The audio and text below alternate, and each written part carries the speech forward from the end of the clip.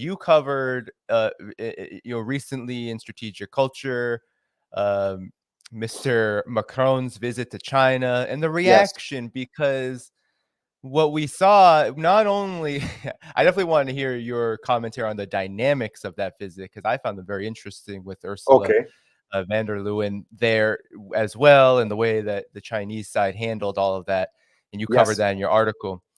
And I'm wondering if you could also comment on, because right after you had Annalena Baerbock go and kind of do damage control, she went to Beijing Yes. and she started kind of spouting off at the mouth about Taiwan and how, Germany needs to be firm and Europe needs to be firm in its alliance with the US and lecturing China. And you had Macron essentially say, well, strategic autonomy might be a good idea. What is going on here? Because there's a lot of theories about why Macron said what he said.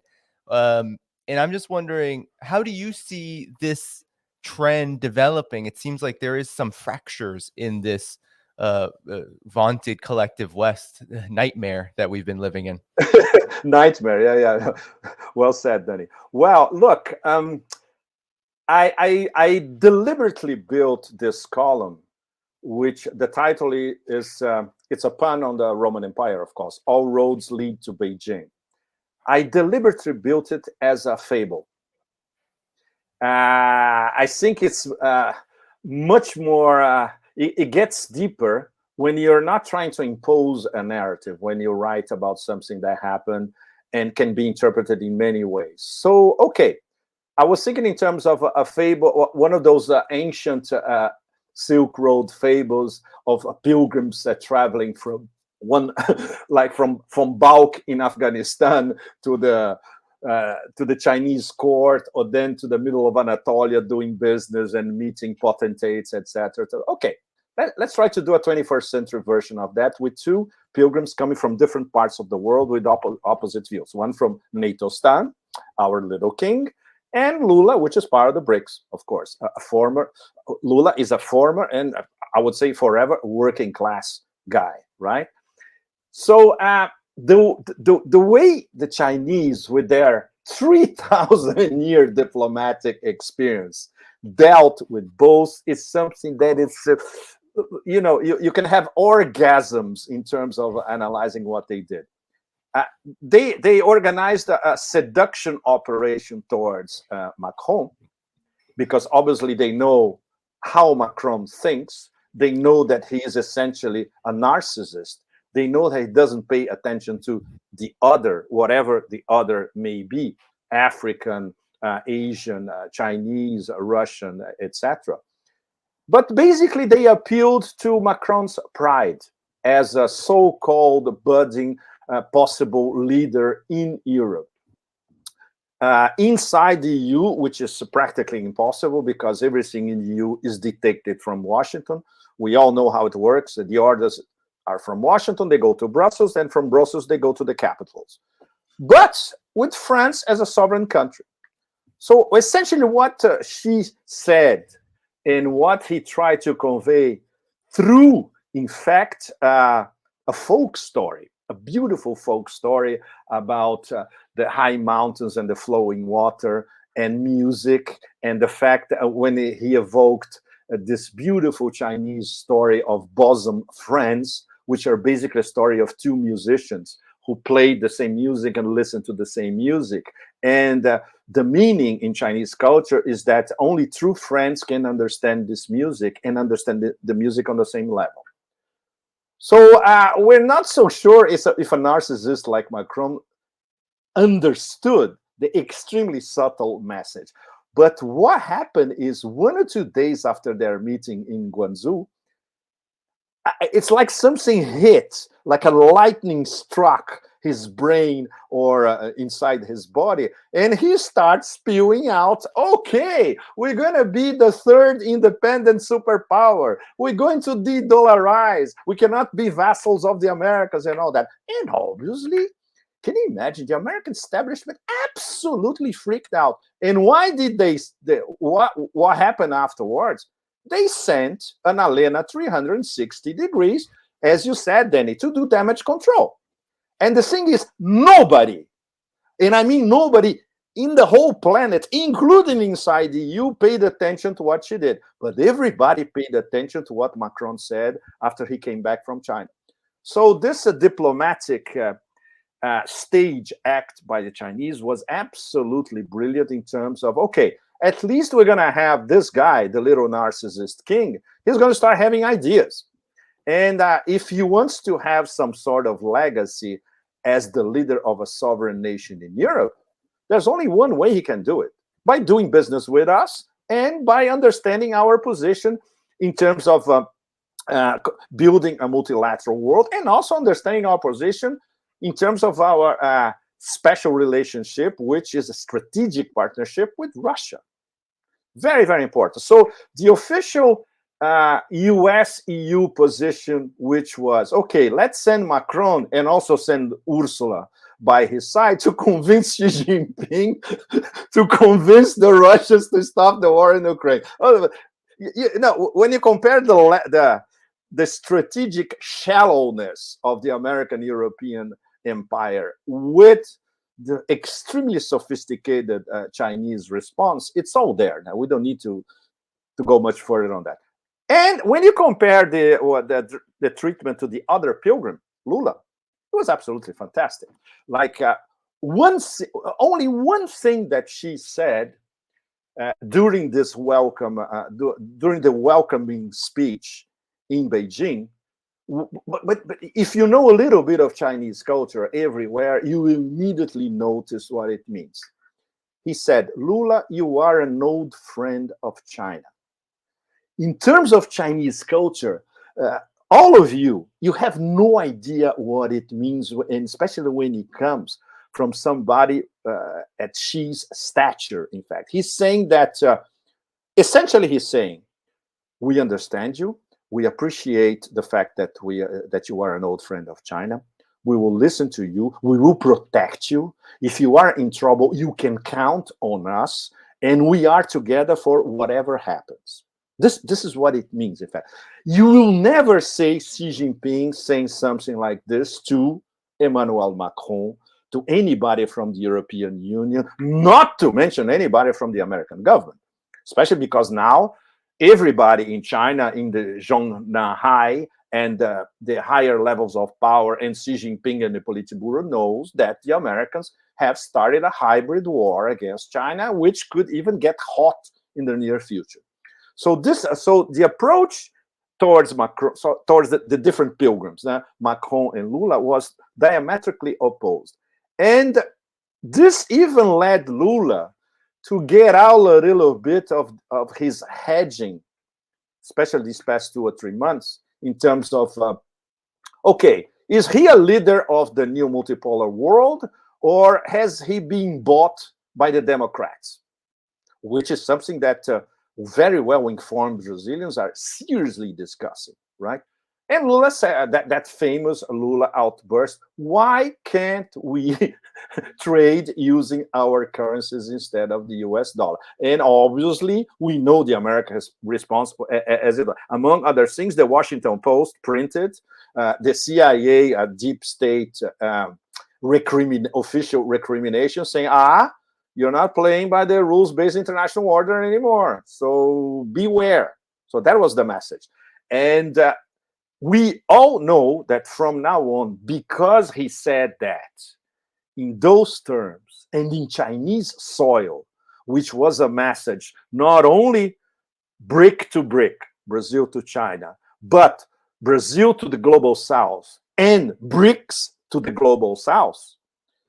Wow, this this is something that you cannot do, because there are going to be repercussions. And I wrote that explicitly. Basically, what Lula said is what Saddam Hussein and Colonel Gaddafi said and tried to implement in the past, and we all know what happened. So from now on, the problem is strategically. I would say Lula could have waited a little longer to launch a war against himself, because this is what's going to be from now on. He was, I would say, he was strategically, he was not smart enough this time, and he's a very, very smart operator, as we know. He should have waited a little bit longer. The problem is now he got too extremely serious strategic problems at the same time. One was to directly defy the empire from Chinese soil. This is as big as it gets. But before that, he was more or less antagonizing Russia because of the criticisms that he emitted against the special military operation, even against Putin himself. Putin is not interested in peace, which is absolutely ridiculous. And his foreign minister, which is not exactly the brightest bulb in the room, by the way, he's meeting with Lavrov this week in Brasilia. He basically said, if Putin shows up in Brazilian soil, we're going to have to arrest him. So his government now, it's an extremely complicated strategic situation because now they have antagonized the empire and, to a certain extent, Russia, which is something that Lavrov in Brasilia is going to ask directly the Brazilian foreign ministry. Okay, guys, where do you stand? Really? We know, but I want to hear from you directly, face to face, right? And obviously, the only ones totally behind Brazil at the moment are China. And not only in terms of geopolitical terms inside BRICS, but in terms of contract. They clinched a lot of deals, partnerships, Chinese investment in the Brazilian economy, and the number one trade partner of Brazil is China, etc. So now Lula, from now on, he has to be even more careful than before. So this is the short version, Danny and everybody, of what happened in Beijing this past few days. Yeah, it certainly has been a whirlwind, Pepe. And what you were describing there is so interesting because even just Lula coming there, he came with like a delegation. I mean, the number of business Exactly. delegates were double, triple that of what even France Absolutely. brought, right? I mean, Yes. Yeah. it goes to show that that relationship is just budding. But at the same time, yeah, you bring up some really interesting contradictions. I'm wondering more about also this diplomacy with Ukraine than with Brazil, because Lula has been very vocal. Even before he became president again, he was talking about, well, maybe BRICS nations should negotiate around the settlement of Ukraine. Maybe it should not be the United States. And then there was a plan. I think China was the one that said, no, we're not going to talk Ukraine here. But he did have a plan to go there to talk about a peace club idea. Peace I'm club. wondering where this fits into this de-dollarization trend, because obviously Lula has shown his card and said this is something that we want to go forward with rapidly and as rapidly as possible. But at the same time, I do see the hedging a bit because, Brazil isn't a BRI member, for example, and Brazil has also under Lula made those criticisms of Russia, and that does create maybe perhaps some guardrails. I'm wondering what your opinion is of all of that. Well, the problem is this Lula administration is not completely sovereign. The whole government is a compromise, and there are some serious fifth and sixth colonists inside the government. Not to mention the whole wokeism industry, which is also inside the government at a ministerial level. So the Great Reset people, the Davos people, are inside the Brazilian government now. That's number one problem. Number two, don't forget that the American deep state and the CIA are still extremely powerful in Brazil. Everybody knows the story of how they orchestrated everything that happened after Lula's second term, from the beginning of Dilma's first term, which led to the coup against Dilma, and then led to putting Lula in jail for 520 days. Don't forget that the people who authorized that are the same people who are in power in Washington now. Joe crash test dummy Biden is directly involved in this operation from the beginning. This was an Obama administration sanctioned operation involving the Department of Justice, FBI, CIA, you name it, with their emissaries in Brazil, picked in detail, including former judge which is an absolute abhorrent human being, Sergio Moro. He became known even in some US circles. So now they're going to have to deal with these people all over again. And after the first few months where probably the Americans, the Democratic administration was saying, okay, we have Brazil in the bag. No. With Lula, you don't have Lula in the bag. He was hedging his bets. The first opportunity that he had to say what he really means and what he really thinks was in Beijing last week. And that changes the game completely once again. And of course, there's another element that's very important, Brazilian agribusiness. Brazilian agribusiness is only interested in doing super mega deals in terms of exporting Brazilian natural resources and commodities. And the number one client is China, of course. So these are the people who are around his government. And of course, inside the Brazilian Capitol Hill, Senate and Congress, Lula is not exactly a majority. On the contrary, you know. So he is surrounded by snakes all over the spectrum. And of course, he's older now. He thinks that his 3.0 version is the same as his first two mandates in the 20s. The international situation is completely different. I can say that for sure. And it's for me, many aspects is very painful to say it, but he has no clue about what's going on between Russia and NATO, because the people around him are not capable enough to explain to him in detail. So I hope that Sergei Lavrov can explain to him in detail, face to face. It's the only way. It's the best person on the planet to give a crash course to Lula in 15 minutes. Look, this is the great game 10.0 that's going on between Russia and NATO now. And from what happens out of this game, it's the destiny of the 21st century. It's no less than that. So you can contribute, of course, but it's not with this puny peace club deal, because it's not a peace club. If you have NATO nations inside a peace club, it's not a peace club. It's a warmongers club disguised as a peace club. You know, you have to have Africans in the peace club. You have to have Persian Gulf members in the peace club. You have to have Southeast Asia in the peace club. You have to have Latin America in the peace club. And obviously, the NATO stunt space will never accept that. So the only nation on the planet, and this is one of the few things that Macron instinctively understood. Macron actually said that a few days ago, that the only country on the planet capable of managing a possibility of peace is China. And that's absolutely correct. So there's no peace club. The peace club is Beijing. And that's it, you know. One of the things that Lula was thinking is that coming to Beijing, he would convince Xi Jinping of this idea about the peace club.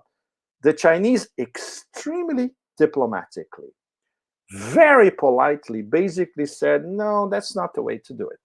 Because the way to do it is what they are discussing with Russia as part of the strategic comprehensive partnership. Because the Chinese are thinking chess player like 10 moves ahead. They know that if all hell breaks loose in Ukraine in a manner that Russia would be in a very uncomfortable position, who's going to be next? They know it. They know it. They don't even need to spell it out. And this is something that changed in this past few months, because the Chinese finally understood that the hybrid war against Russia is a pre-hybrid war against them.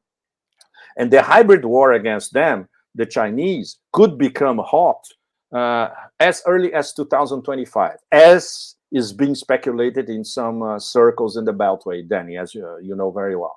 So this is what makes the whole thing, the solution to what's going to happen in Ukraine.